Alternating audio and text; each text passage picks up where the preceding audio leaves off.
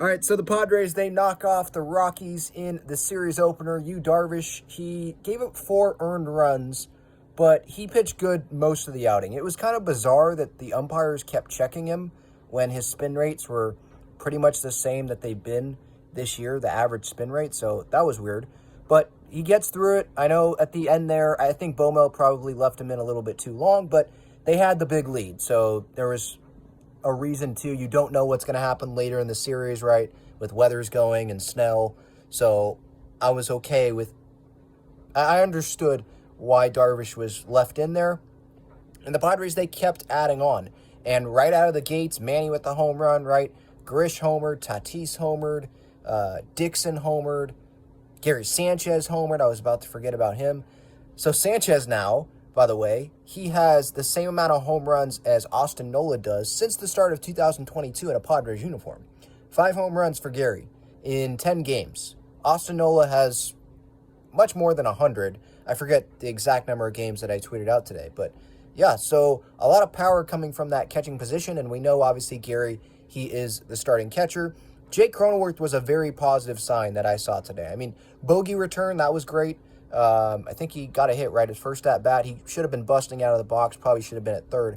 But he had a good night. I thought, good return. It was good to see him in there. But I wanted to focus on Jake here. Like, this is the Jake Cronenworth that we have been missing. You know, the guy, that 200 hitter that has been frustrating to watch, and the long swings, and it feels like he's swinging for the fences and pulling balls. That was frustrating. That has been frustrating to watch because I know, like, that's not the real Jake Cronenworth. Like, that's a guy that's pissed off and slumping. What we've seen, I know it's only a couple games, like, I'm still going to have to see more from him, but this is the crony that we have been missing, right? The crony that we have been hoping for. Opposite field, taking those shorter swings to the ball when needed, right, based on the count. Ninth inning, he has that triple into the left center gap. I know Kim popped up, didn't get anything out of it, but those positive signs at the plate I am seeing from Crony and seeing from some other guys. So hopefully this offense can turn it around here. This is the first time this season that they've scored at least 9 runs in consecutive games. I think they had 15 hits tonight, and they had, I think, 17 the last game. And look, it's only 2 games. I get it.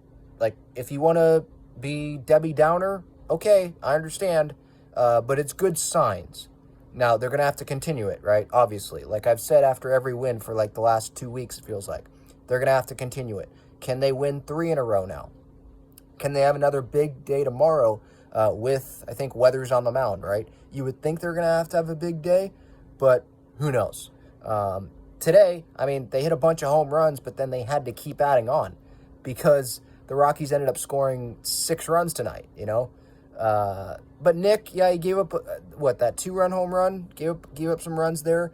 He was just being a good teammate, right? Just being a good teammate, allowing Josh to get the save there, pad those numbers. That's a team player right there, huh? So, look, they won.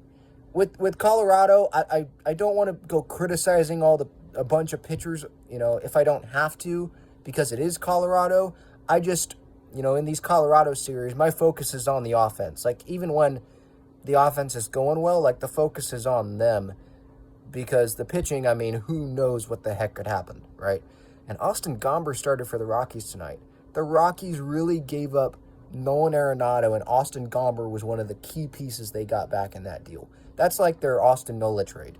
I mean, holy cow. But yeah, Padres win. Solid win, I thought.